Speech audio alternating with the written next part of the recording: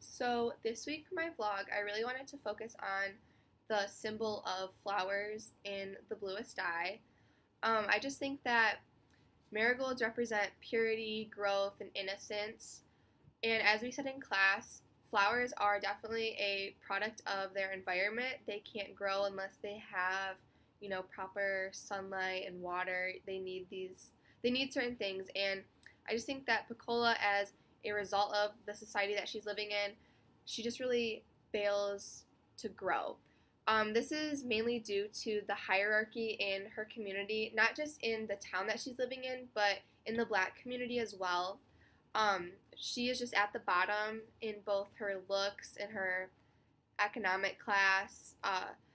So people just compare themselves to her, and they put their insecurities onto Pecola. They compare themselves to Pecola a lot to feel better about themselves.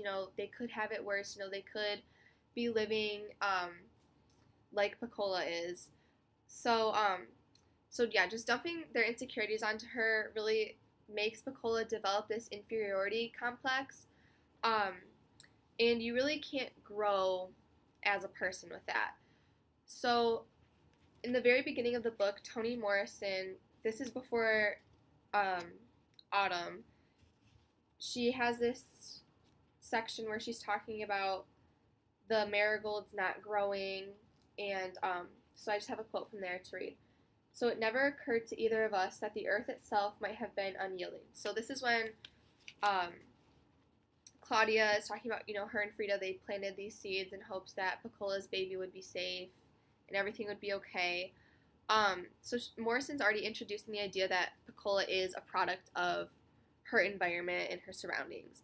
So this is kind of to show that black people from birth, they have these stereotypes and insecurities forced upon them just from the get-go, and that's something that they have to carry around with them throughout childhood, throughout their adult life. That's something that they just always internally have to deal with. They might not even realize it. And it just really weighs them down. So Pecola has these stereotypes and insecurities forced upon her, plus more, just because of all the stuff that has happened to her in her childhood. So it's really just hard to flourish and exist in that type of environment. She can't really just escape and just live her better life, like grow out of this as she grows older. So then again, towards the end of the book, Morrison comes back to this symbol of the marigolds. I talk about how I did not plant the seeds too deeply, how it was the fault of the earth, the land of our town. I even think now that the land of the entire country was hostile to marigolds that year.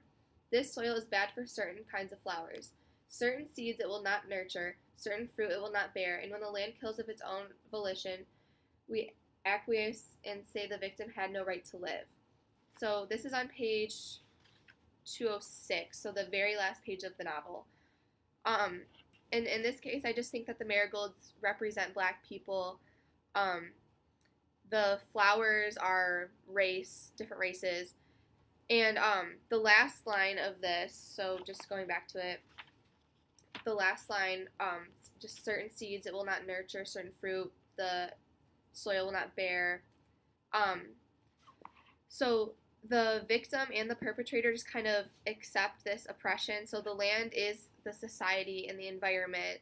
By oppressing black people, they're killing them, and just the victim and the perpetrator accept this system, they accept this cycle, and there's just a lack of growth, and it reinforces this system of oppression for the black community. And Pecola is just an example of this kind of oppression, this system, and that's Toni Morrison's point, to really use marigolds as a symbol of innocence and growth, and that the fact that the marigolds didn't grow is just showing that there was a loss of innocence. The innocence was basically killed, it was dead, and Pecola is just, again, a prime example of this system of oppression.